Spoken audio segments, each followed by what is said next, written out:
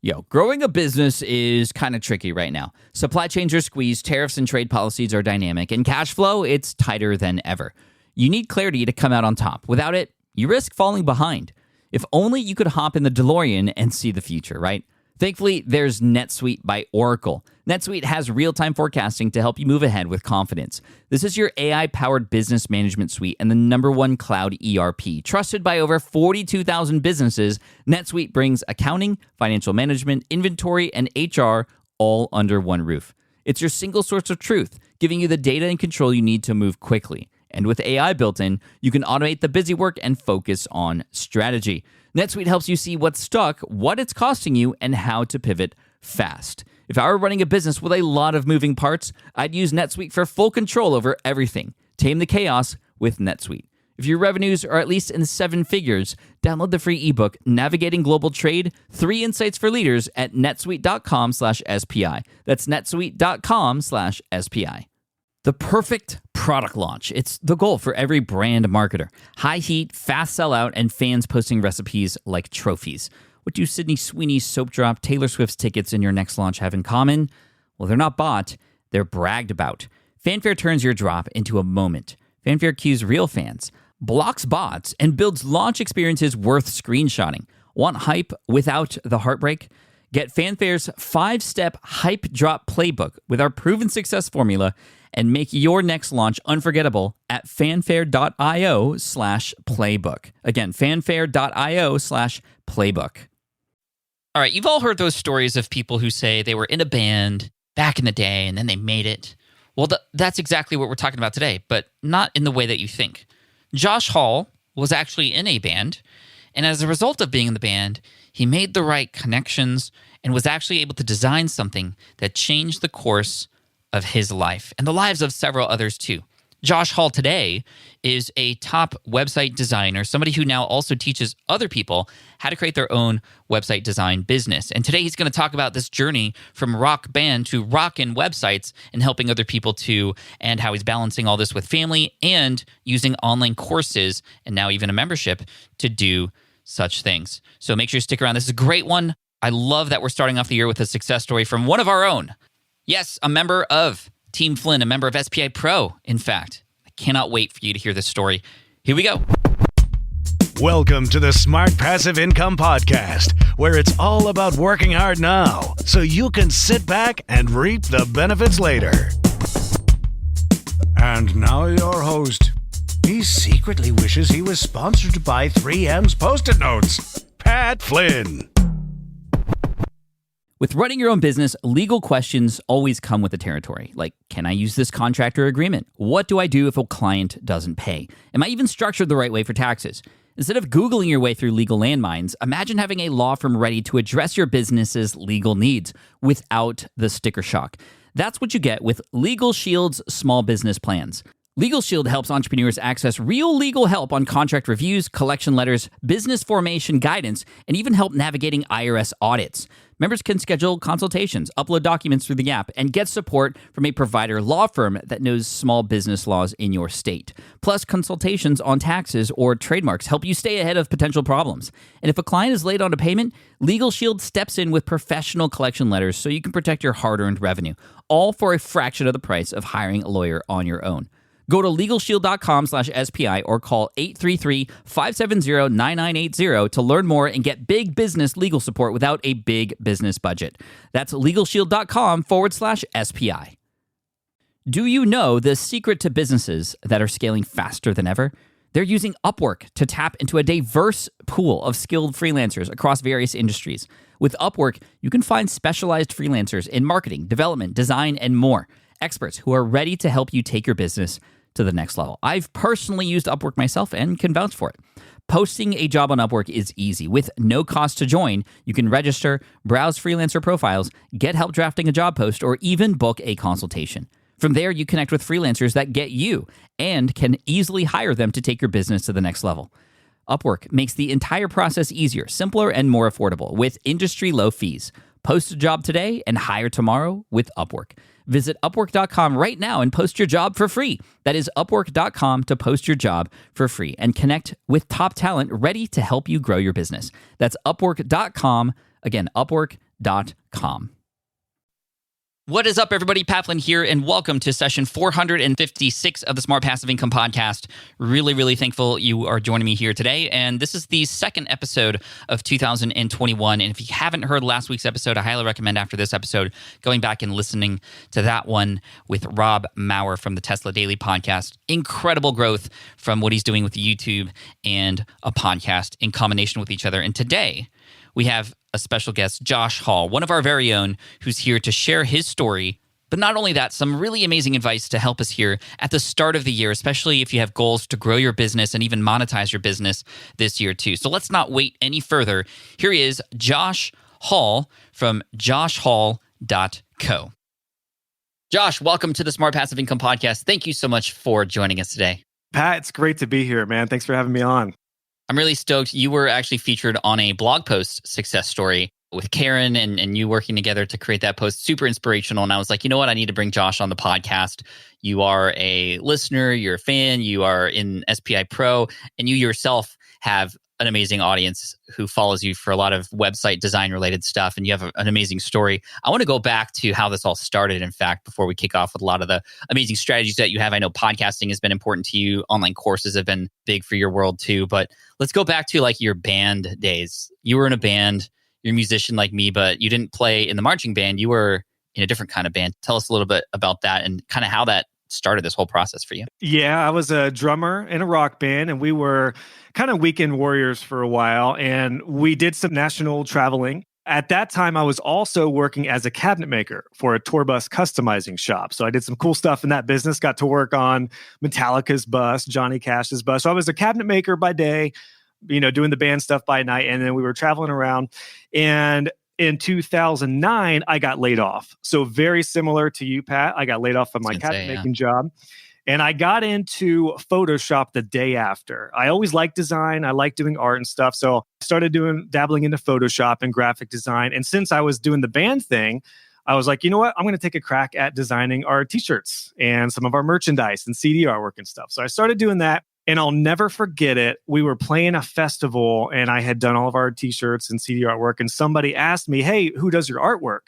And I said, well, I do. And they were like, how much would you charge to do our artwork? And I was like, it was like the light bulb went off in my mind. I was like, what? I can actually get paid and do something that I really enjoy. So that's kind of the jettison of how this all started. And then to summarize the story, once the band time kind of wore down, I was helping out with a local church and they found out I did design and they were like, would you like to take our website over? And I was like, sure. I don't know anything about websites, but started dabbling into web design along with doing graphic design. And that's really how it all kind of started for me. That's really cool. When did it switch from just like dabbling to actually getting serious about it, turning it into a business? What kicked that off? It was a couple years in. So the church actually offered to send me to our community college so I could take some classes on web design. This was right before WordPress was getting really excited. So I was doing like custom code. I'm not going to bore your audience with the custom code language, but it was that kind of stuff. So I was dabbling my feet in there. And then my whole goal was to do it on the side and just do some side graphic design and web design work and then get a full-time job as like an agency designer. That was my goal. Mm-hmm. But I was working some side jobs. The band kind of, got to an end. And then I realized I was making enough money on the side that I was like, I think I could potentially do this full time. So I was doing like night school. And I think one year I made like 30 grand or something on the side. So I was like, you know what? If I could make that on the side, I think I could double that at least if I went full time. So it was about 2 years of dabbling, doing kind of freelance on the side. And that's when I went for it. So I really went for it in about 2012.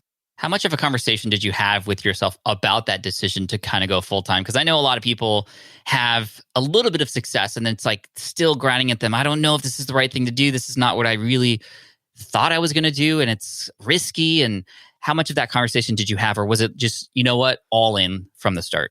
Yeah, that's a great question, Pat. I think for me, I'm fairly fine with risk. I've always been entrepreneurial. I've never been the typical 9 to 5 academic kind of guy. That's not my style. I would lose my mind working in a cubicle. So the entrepreneurial lifestyle just suits me. But for me also at that period, I think I was 22, 23. I didn't have a relationship. I didn't have a wife or anything, didn't have a family. I was living with my dad, being that I was just getting out of the band stuff. So there really wasn't that much risk. I figured I'm going to kick myself if I don't go for it. So I went for it. And it's been amazing since then. That was the start of the entrepreneurial journey for me.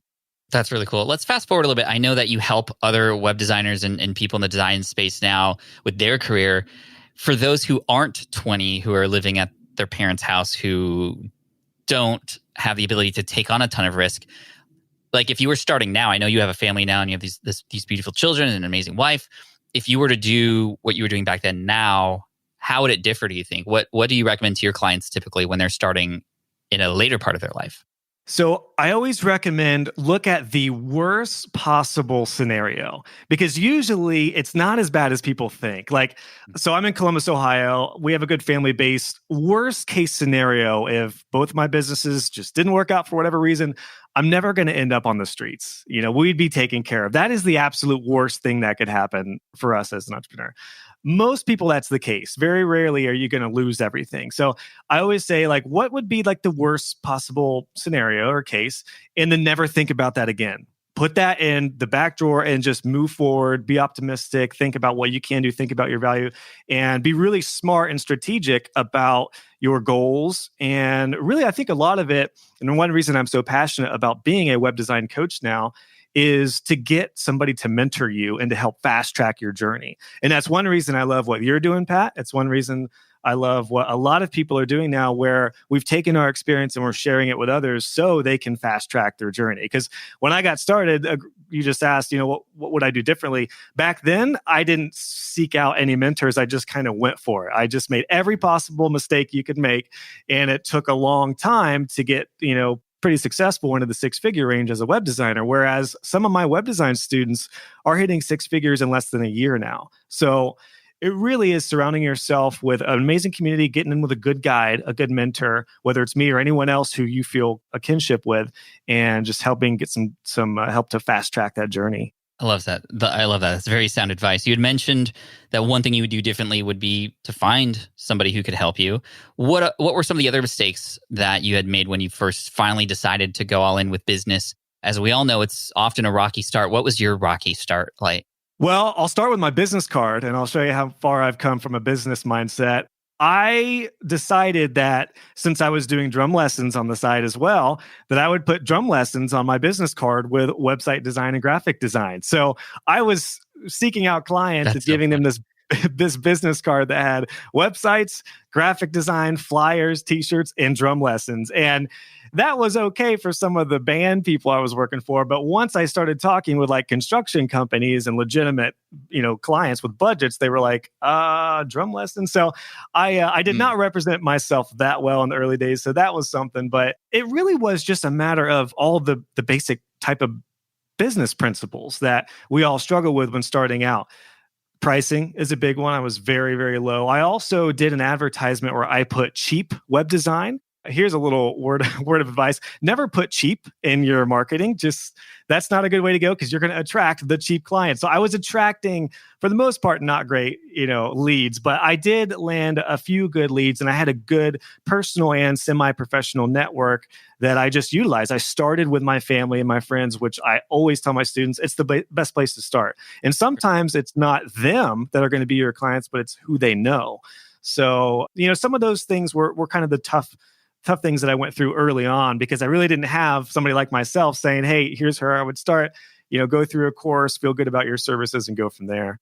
What was it like to work with clients for the first time? It's one thing to kind of do things as a hobby and with people that you kind of already know, and whether it's family or not, when there's money involved, when there's a business transaction, it feels a little different. What was it like working with actual clients who had expectations from the work that you were doing?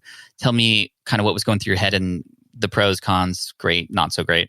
So I actually enjoyed it from a standpoint of they had money to spend. Because I came from the band world, if I was doing a t-shirt design, $50 for a band was a lot of money.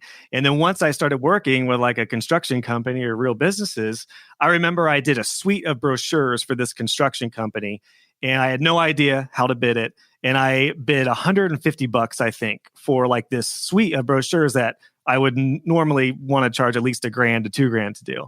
And they were like, oh, wow, that's not what we were expecting, but they went for it. And it made me realize businesses have a much bigger budget. So I actually enjoyed working with them and they were better at getting content to me. They were more professional. So yes, it's a little nerve wracking when you're talking with a business, but it beats talking with somebody who has zero budget and is going to be super cheap and is going to try to nickel and dime you. So yeah, there's the nerve wracking part, but I actually really enjoyed it because they actually paid me. That's great. Now, speaking of pricing, I want to unpack that a little bit. You had mentioned you lowered your price and same thing with me when I first came out with ads on my website that I was selling or even selling my own product, I was completely undercutting. What's your recommendation for how to know what to price something?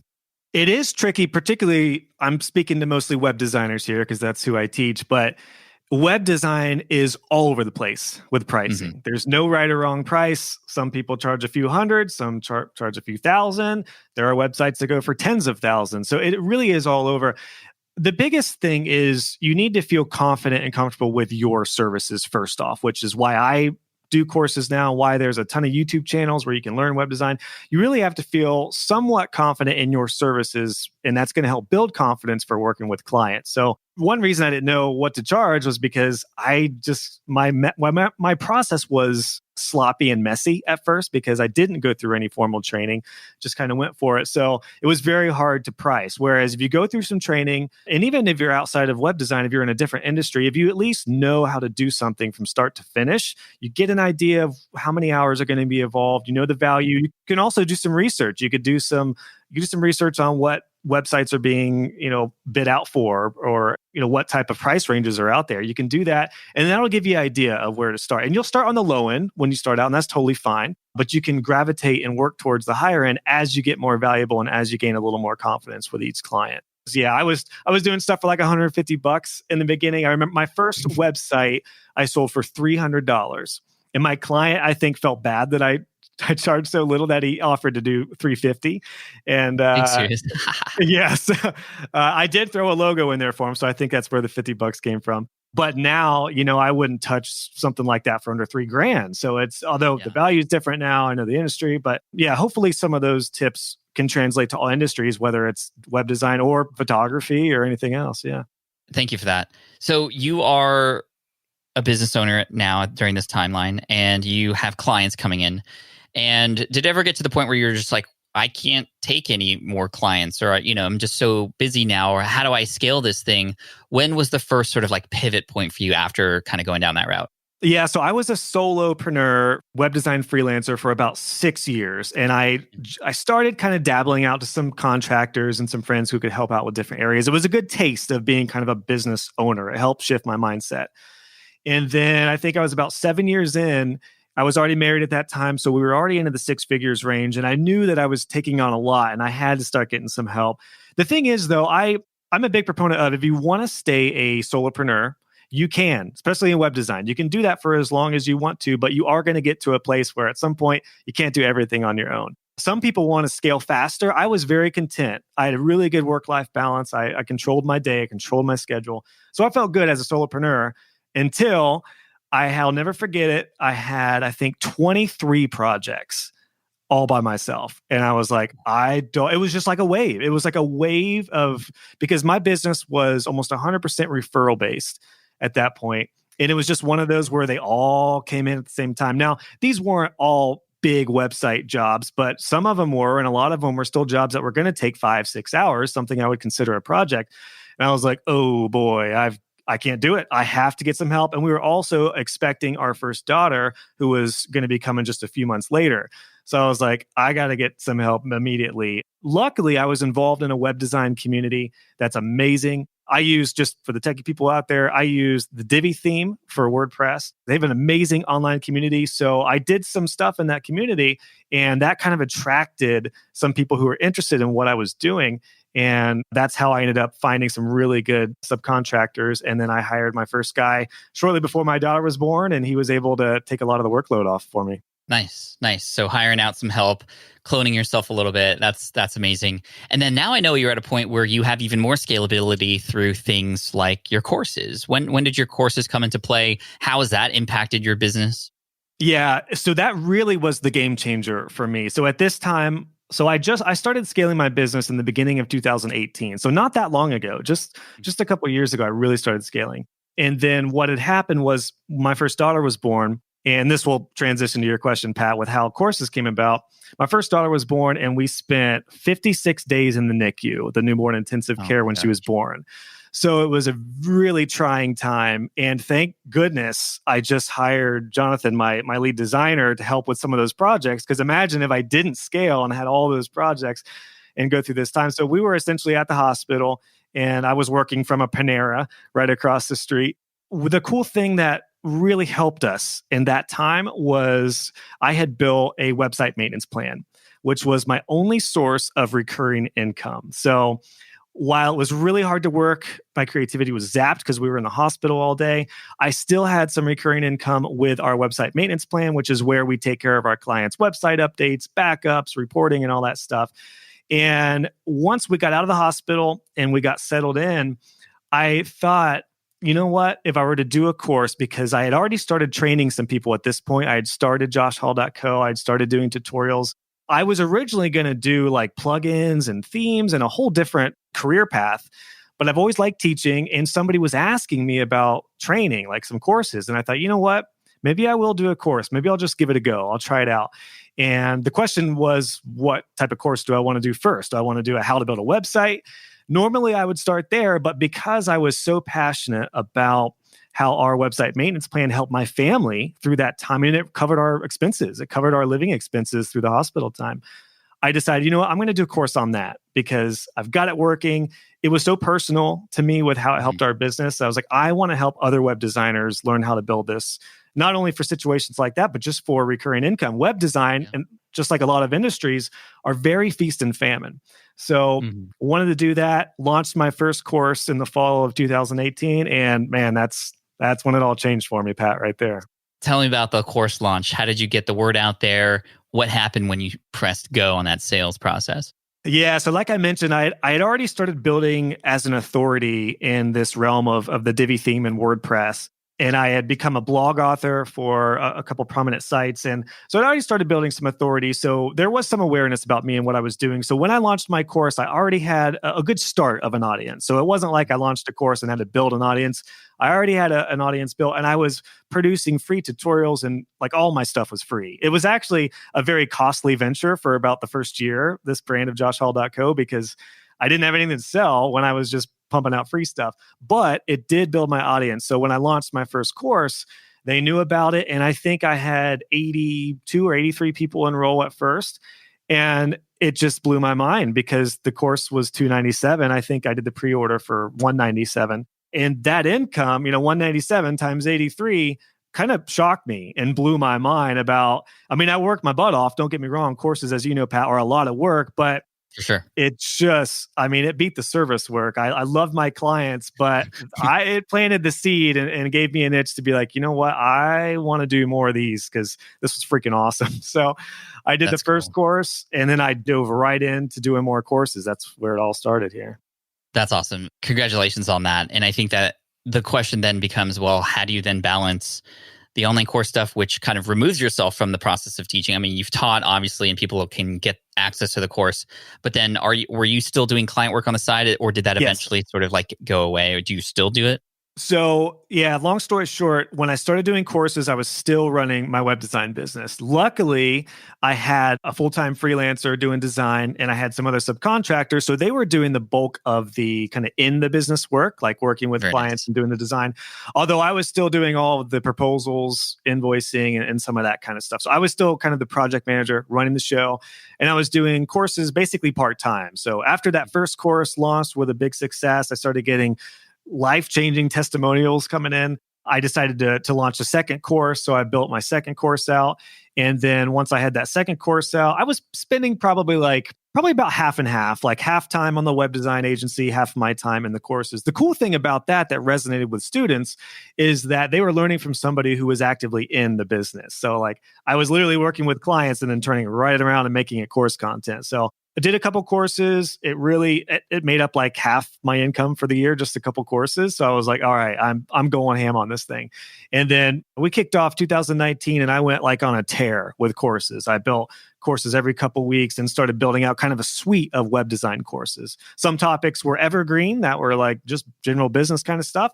Some stuff was more topical. And that's really what kicked it off. And then as I built more and more courses and ran my business, fast forward to, I'm not sure when this is going to come out, but we're recording this at the end of 2020. Earlier this year, I'll never forget it. I was putting a proposal together and there was like this light bulb moment again that was like a big red flag because I just didn't want to do that proposal anymore. I remember just going through it. I'm like, I just don't feel like working with like the client stuff anymore. And it wasn't something where I could have hired that out. I could have had somebody step in, but I realized not only did I not want to do the proposal, I didn't really feel like doing the onboarding anymore. I didn't feel like doing the project management and the fulfillment with the client. And it wasn't because I was burned out with web design, but it was because I was so passionate about the courses. I was getting these life-changing testimonials coming in from my students. And I was like, I want to go for this. I really want to go for this. So that was springtime 2020. And that's what planted the seed for me to get ready to sell my agency. So also, I should mention too, obviously we know what happened in the spring of 2020, COVID hit. And I saw a huge influx of people asking about my courses because there were people getting laid off left and right and they couldn't work. A lot of people were doing web design on the side and then they wanted to take their web design stuff full time because they couldn't work. I've had teachers come in learning web design with me, Uber drivers, just had an airline pilot come into my courses. Like all these different industries were segmenting and going into web design. So it was like, and I just finished my suite of courses, man. It was like amazing timing. So that really, all that combined really led me to go, you know what, I'm going full time. Of course, I'm doing this. So oddly enough, I checked with one of my kind of prized students who had already taken his web design business to 6 figures in 1 year.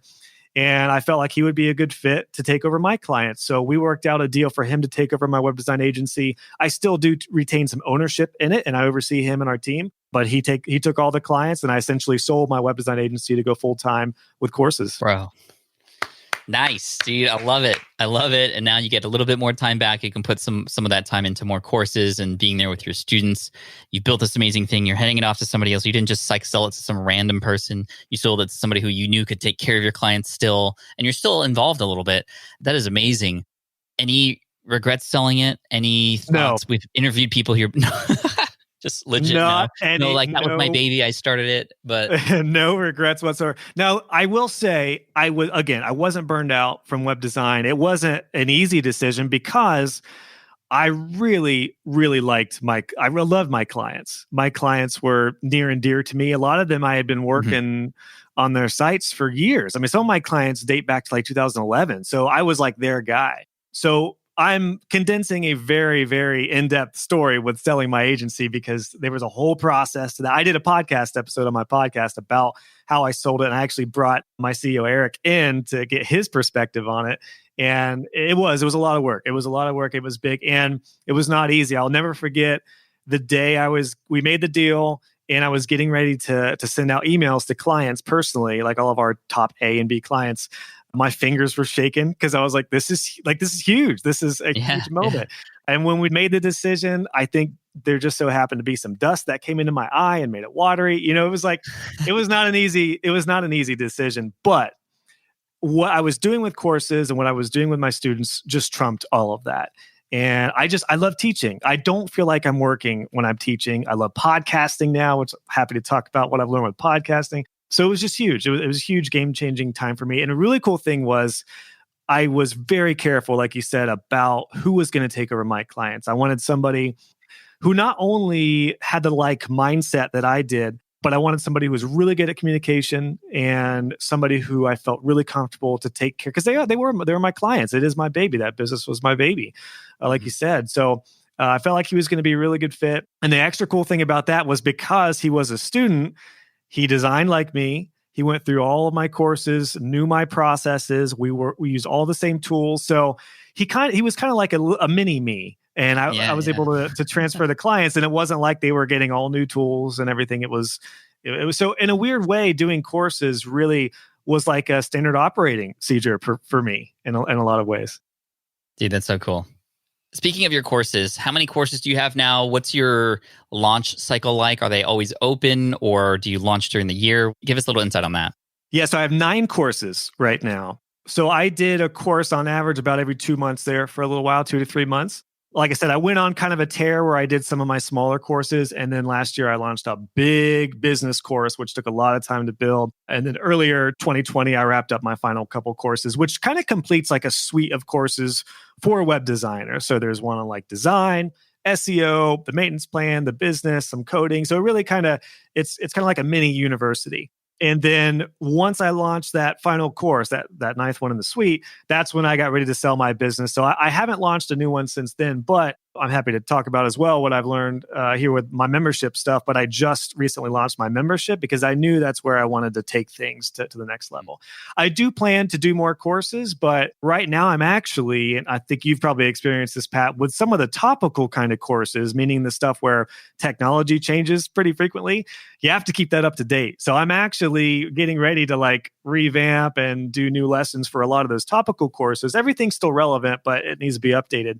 The cool thing about that, though, what I'm finding is like a couple of my courses now are 2 years old. Well, I can update them, revamp some of the stuff, and do a whole fresh marketing launch cycle with proven testimonials, proven case studies and results. And I can condense some of the videos. I know I joined your Power Up Podcasting course, I think right after you did the 2.0 version. So I didn't really get to see what it looked like previously. But right. When I heard you did that, I was pumped up because I was like, ooh, I could do that. And I could do like a 2.0. And then people who already have the course, lifetime access, so they don't pay another dime. They just get to go through it again. And it'll be a really good fresh cycle for the new one. So that's kind of the game plan. Yeah.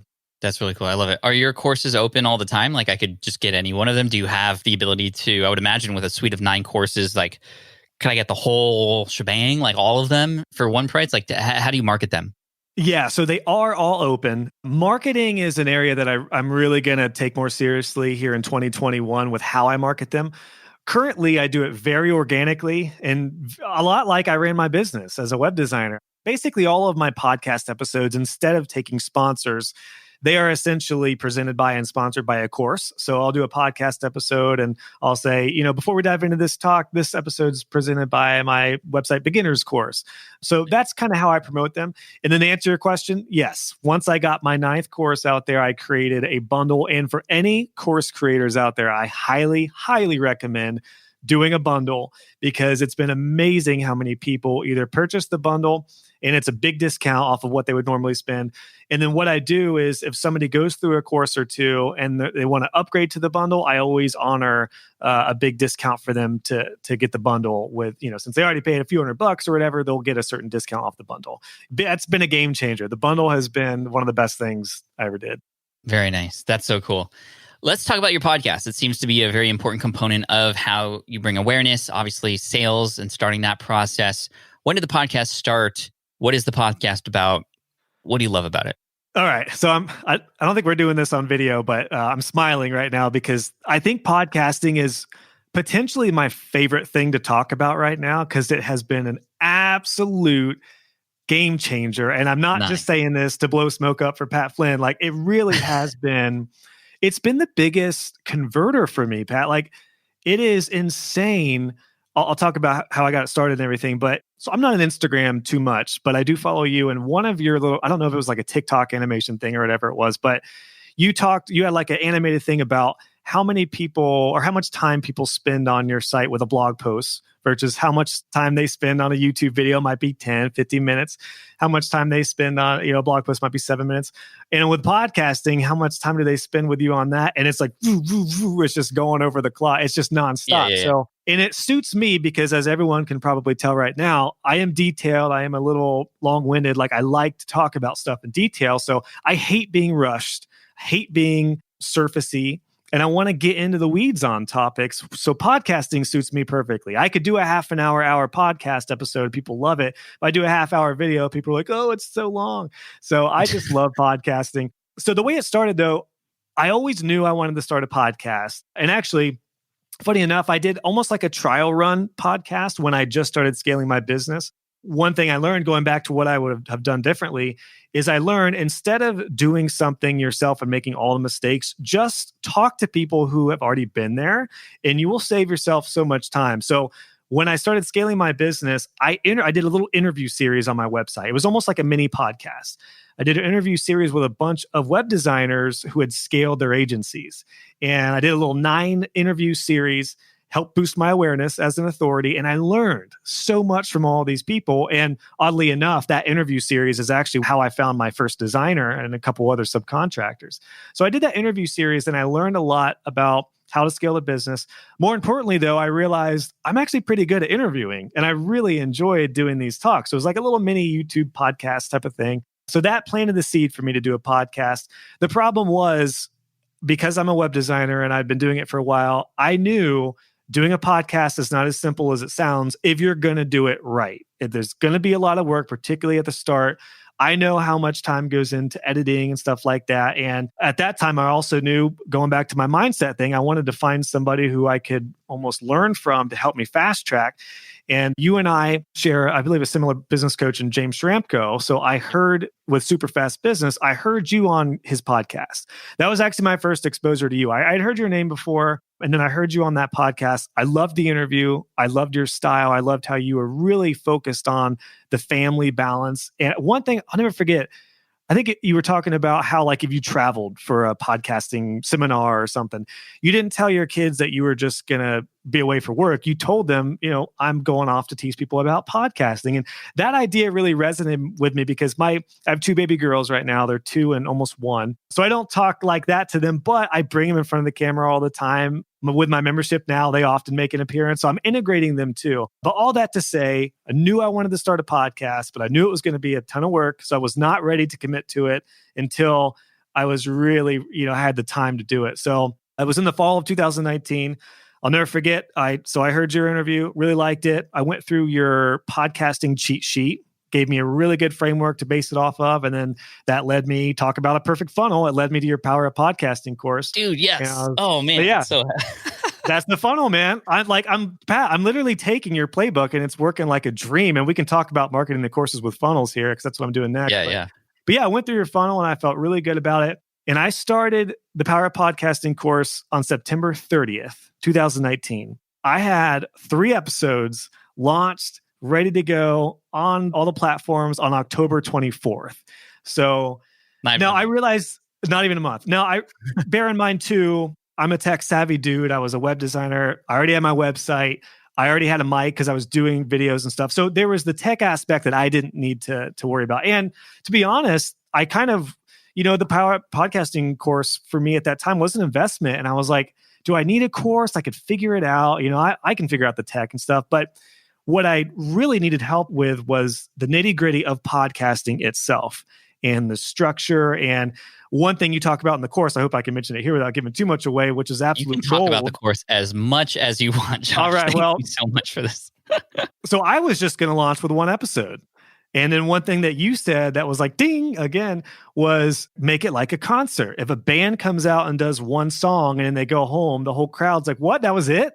And that's exactly the right mindset to have when you kick off your podcast. So you said launch with at least 3 episodes and have some in a backlog. And that's exactly what I did. So I had my 3 episodes out, I had my artwork done, description. That was a big piece too, was instead of needing to figure out artwork size, figure out how the descriptions work, how to submit your podcast, I literally just built mine why I did the lessons in the course. So it was awesome. It was like a playbook for me to fast track all that.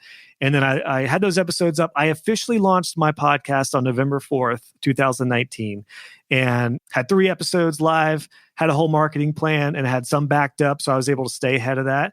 And that's how it all started with the podcasting, man. So at the time of recording this, I'm 73 episodes in. And it's been like the top converter for me. Like every student, I swear, every student that goes through my web design course bundle and my top tier courses, and now my membership, which I'm happy to talk about, every one of them mentions the podcast. It brings in a whole new audience It's compared to crazy, my right? YouTube. Yeah. So like my YouTube videos bring in great people, but it's mainly people that are just starting out in web design. They're not ready to invest in a business course. They're just learning website stuff. So I'm catering my content to people who are just learning web design, and then people who are learning web design, but then they're serious about a business. Like they want to work for themselves. They want to work when and where they want. They want to build their business. And the podcast has brought those people to me, the business minded, serious professionals, and just great people. Like people in the podcast realm are just cool. Like They're I'm sure you've experienced, right? Like you've experienced this with everyone you interview. They're just cool. Like I just interviewed John Boyne, who's a member of SPI Pro as well, and he's a big fan of yours. I just had him on. He was just a cool dude. Like it's amazing. Whenever somebody comes to the podcast, I know more than likely they're going to be a cool guy or cool gal. That's cool. Well, thank you for that and just sharing your thoughts on Power Up Podcasting. And obviously, we have that available at poweruppodcasting.com for anybody who wants to check that out. And we'll put links in the show notes and everything. I do want to talk really quick before we get into the membership because it's interesting. We're on very similar paths in a sense, like doing a lot of the same kind of things. And now you've just come out recently with a membership. I want to see how that sort of is an add-on or how you sort of interplay with your courses and what that's done for you. But I have a very specific question about the podcast. And I'm going to take this clip, I'm going to take your answer, and I'm going to just share it with everybody who asks the same question. And that's this. What in the world do you talk about in a podcast about something so visual? What would even be good content on something like that? We have photographers, we have people who are web designers, other people in visual niches who are just like, I don't know if a podcast makes sense for me because you kind of have to see the thing for value to be there. But obviously that's not true. Yeah, totally agree. So my podcast is about design, but also the biz. I probably talk about business stuff more than design. However, in regards to web design, I talk a lot about conversion-based stuff. So you don't necessarily need to see it to hear about how designs can convert, whether it's having a strong call to action, knowing the demographic of a website. Something you've talked about, Pat, that I've totally ripped off from you and fed it to my students, and they think I'm awesome, is the idea of when you have like a newsletter sign up, instead of having name, email, sign up, I totally ripped this off from you, talking about have a button to get a quick win first, then bring them to the form where they give you their name and email or phone or whatever, because it's a lot like dating. I think you talked about this. Like when I met my wife, I talked to her. We made small talk before I asked for her number. She used to work at Panera. She was a catering coordinator. I did a lot of meetings there. Thought she was pretty cute. So long story short, I ended up getting her number over the counter in front of a lot of people. So it could have been a little embarrassing had she said no, but cool. We had already made like small talk before that, before I asked for her details. If I was just some random guy that said, hey, can I have your name and your number? No, absolutely not. Right. But we had kind of established a relationship, and then I asked for her number. So I take the same principle and I'm implementing that with all of our sites with like a call to action. So don't just have name, email, and all that stuff there. Get a quick win, get somebody to know you first, and then they'll be much more apt to sign up. So, I hope that's a good example of a way to I could talk about it visually, but those kind of conversion-based stuff, at least in web design, is huge, and it translates to how you would do things visually. That's perfect. Thank you. I think just hearing examples like that makes sense. Thank you for that story, by the way. I can just imagine like somebody going to Panera and being like, can I get the salad with the Greek goddess dressing and your number? And your number. Oh, yeah. I'll take the pick 2 and a date tonight. Yeah. Yes. Yeah. Pick 2, the food and you. Let's go. Yeah. Anyway, thank you for that. I'm going to use that answer many times because it's just very obvious to me and to you, but to others, it's just like, no, that's impossible. But there are ways to do it correctly. So let's finish off this conversation talking about your membership. When did this come into play? Why did it come into play? What's it doing for you? Yeah, so the membership is brand new at this point. And what I found, and I think you guys have probably found this as well with SPI Pro, because I'm a member in that, your guys' membership, is the courses were amazing and life-changing stories, amazing stuff. But there was one big problem with courses. And for anyone who's doing courses, I would definitely listen to this because this is huge. The problem with courses is that it is not recurring income. You have really good waves on sale periods or marketing periods. And I do, to answer your previous question from a while ago, I do keep my courses open all the time. So people do, join them and they funnel in. But The problem I found is that when students went through my courses, I'd hear from them for a while, but then inevitably they would disappear. And it's no fault of their own. They were done with the course. Like, unless I intentionally reach out to them or they reach out to me, they're not going to stay involved. And I was able to reach out with a lot of students initially, but now I just crossed over 700 students, and I can't think to remember how's Jim doing from 10 months ago. I just can't, it's not practical. So I knew I wanted something that was going to be like the glue to kind of hold everyone together. And I also realized through my web design journey and expanding my network through these courses and seeing some amazing students come through and doing the podcast, I have built like this incredible network. And I'm not boasting myself on that. I'm boasting like there is an amazing group of people here that I've just been fortunate to talk to and piece together. And I found myself being essentially a matchmaker with email. People would be like, hey, do you know somebody who does this? Or do you know somebody who'd be a good fit for this? And I was doing that left and right.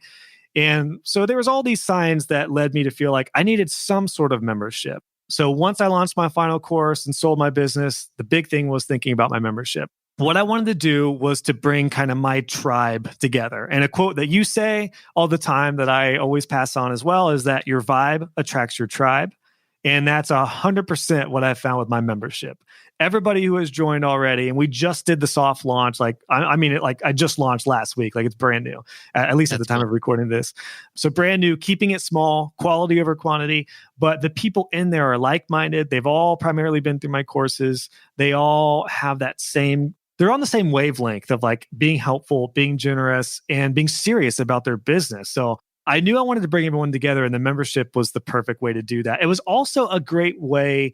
It was kind of like, again, the glue to hold all of the other stuff in and around the courses. So, with web design, it's a really complex type of industry that's changing a lot. So there is all these little things like advanced stuff with Google Analytics, with advanced stuff with email delivery, stuff that I didn't really cover in any of my courses, they just didn't lend themselves to those courses. But the membership is a great place to do additional trainings and workshops that will be a perfect complement to those.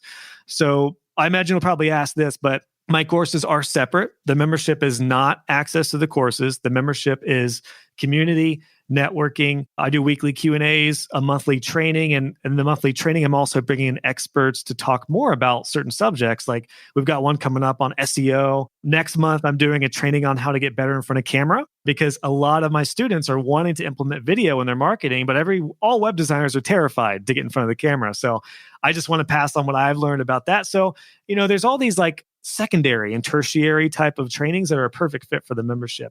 And then members will get access to me as well. That's the other big piece, is I'm realizing I'm already to the point where I can't get back to every email just about. And the way I'm communicating, I'm sure you've seen this, Pat, like the way I'm communicating with all my students is extremely messy until opening the membership, because it's Facebook Messenger, it's email, it's YouTube comment. There's like all these different places I'm getting hit from left and right. And I should say too, I run a web designer Facebook group that's really big, 22,000 people now. So I'm getting, pinged in that. But just as an aside, there's a big difference between a free Facebook group and a membership. The Facebook group, you just never know. I mean, I've tried to build the best community there as possible, but it's a free group.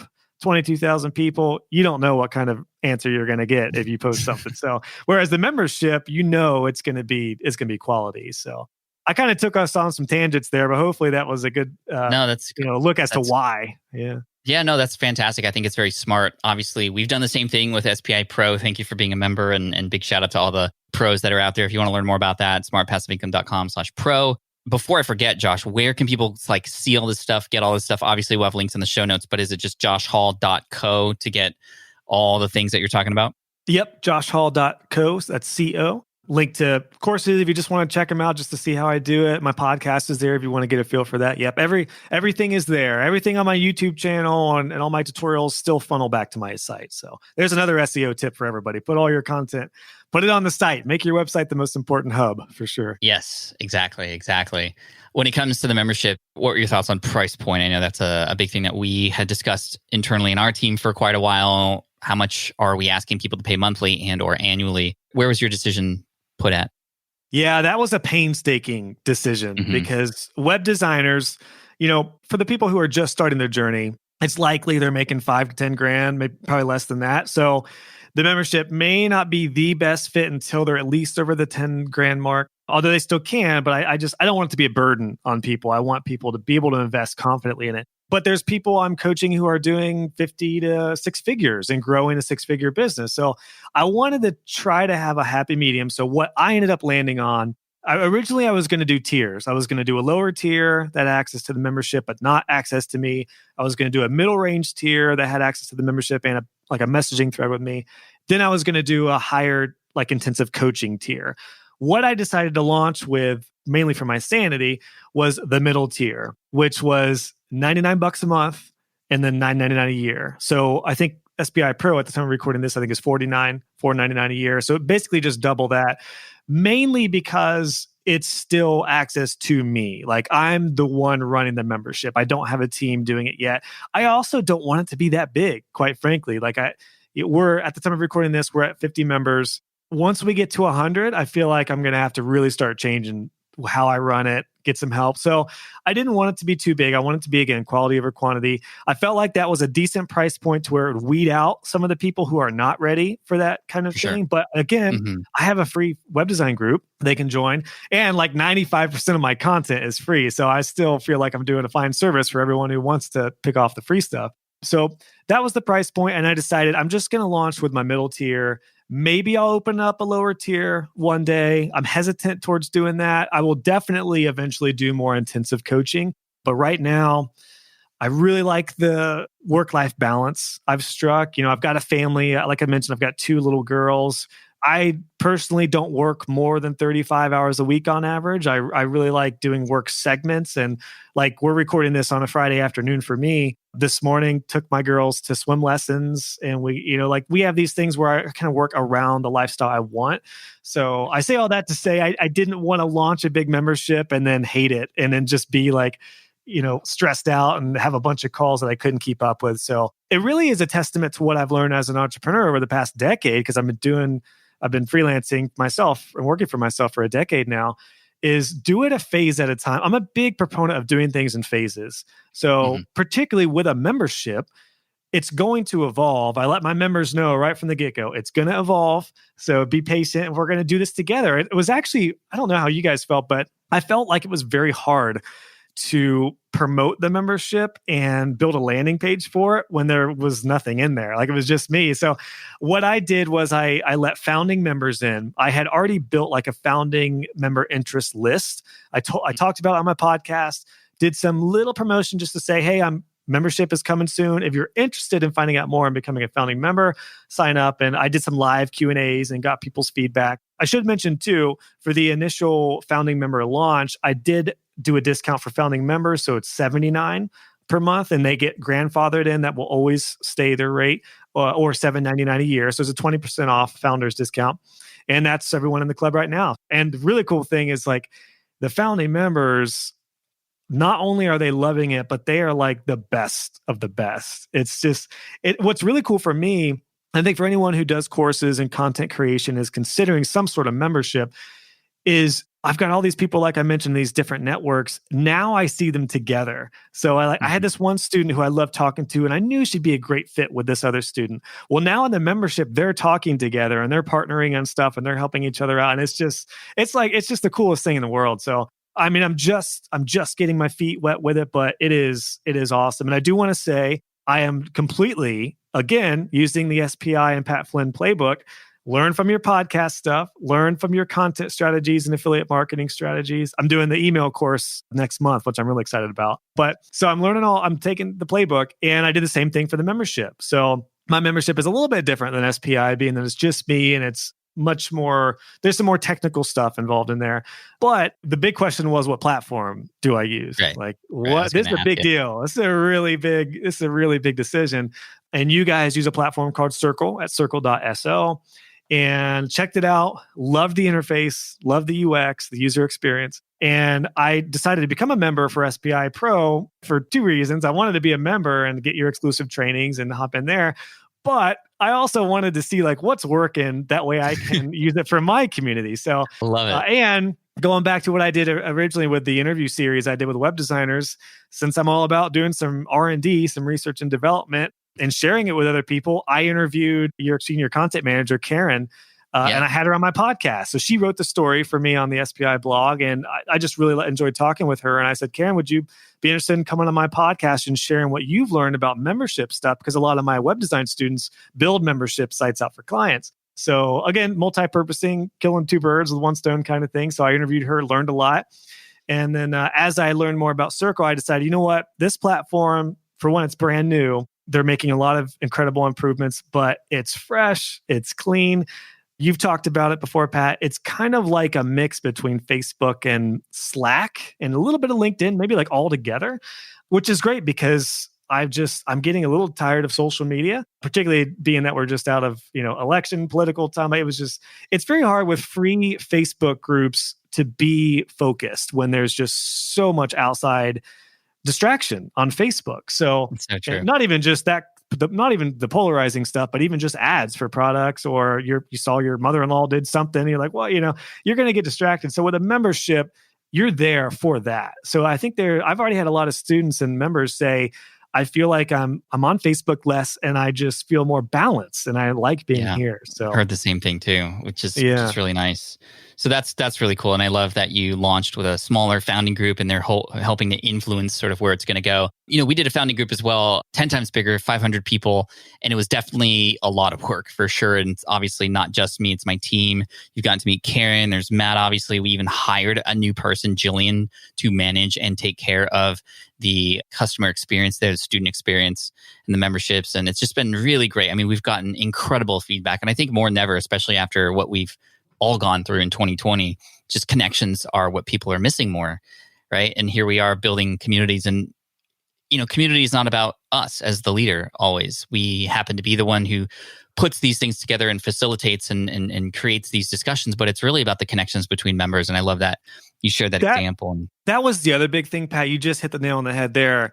Now, more so than ever, with the pandemic stuff continuing on, there is such a need for online community. And there's no better time for it. And there's such a need for an online community that is, again, private and related to what you're most interested in, and to have like some like-minded professional type of support. Like that's the other big thing too with some of these free Facebook groups. I'm not against free Facebook groups. I run one and I have some for my courses, but there is just a difference, man, when you're in like some sort of membership or mastermind where, particularly in Circle, I love the design. Like I just like being in the platform. That's one reason I chose it. I was looking at some other ones, but I just didn't like being in there. Like I just like being in Circle. So yeah, I love the membership. It's an incredible addition alongside the courses. And it's also a great addition alongside my podcast. And I'm continuing to do tutorials. And my next kind of phase moving forward is figuring out how to best do all the different content for a certain type of platform. So that's kind of the next thing I'm working on. But I'm a big proponent of focusing on, your tribe. I've got competitors that have massive YouTube channels that have millions of views and hundreds of thousands of subscribers. Mine is fairly modest. I do have almost 20,000 subscribers and almost 2 million views. But compared to some of my competitors, that's nothing. But I'm running a really healthy 6-figure business now with a core group of tribe people. And I'm balanced. I don't feel scattered. I don't feel overwhelmed. And I'm able to keep it much more personal and relatable. So I like the less is more mentality. I've got it right here. I'm reading a book called Company of One, which I would had Paul on the show recommend. before. Okay, Paul. Yeah. Great book. Great. I think entrepreneurship, the industry in general, I feel like is shifting more towards folks like yourself, Pat, who are encouraging those who don't want a big, stressful business. Bigger is not always better. And I think I'm a prime example of how you can focus on like a small group of people. Like how many people are learning web design? Hundreds of thousands, millions. But I've got 700 in my courses and just 50 in my membership. And it's awesome. And so I'm making a really good impact with a small group.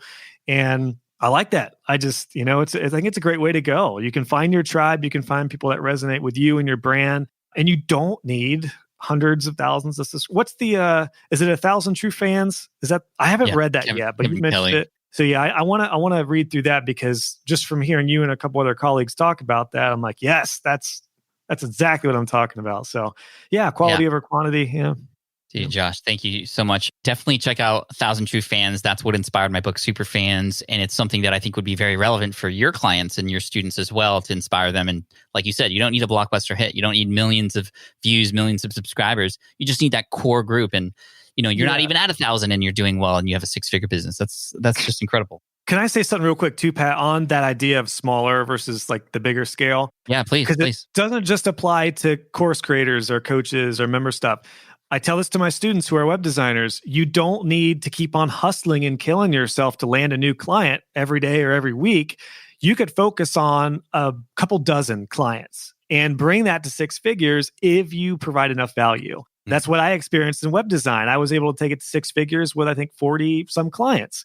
And you can absolutely do that. The same can be true for photographers or coaches or yoga studios or any other type of industry. If you focus on your people and don't be a cable company, meaning don't give all your best deals to new people and then jack up their prices a year later. Take care of your current clients. I'm also, just as an aside, for course creators, I always give a discount for current students for other courses. So once they're in a course, but yeah, exactly, like they're in the loyalty program, they feel special.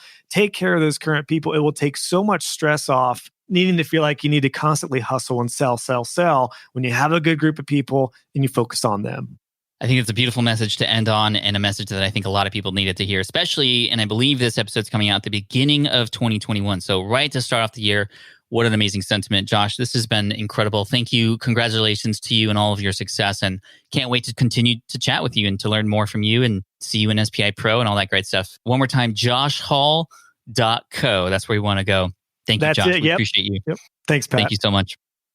Oh my gosh, what an amazing way to start the year with Josh Hall, our second episode of the year, and we got plenty more coming. So make sure you hit that subscribe button if you haven't already. And of course, you can always check out the show notes if you want to get more info about Josh and the things that he has going on. You can again check him out at joshhall.co or the show notes page with other resources for you at smartpassiveincome.com/session456. Once again, smartpassiveincome.com/session456. Thank you all so much. I appreciate you. Hit subscribe so you can get next week's episode delivered right to you. And we'll see you then. Cheers. Thanks for listening to the Smart Passive Income Podcast at www.smartpassiveincome.com.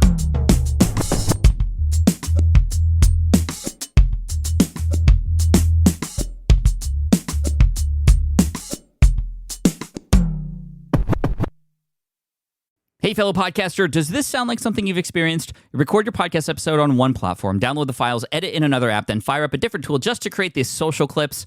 Well, it can be clunky, time-consuming, and frankly overwhelming, especially for creators trying to grow.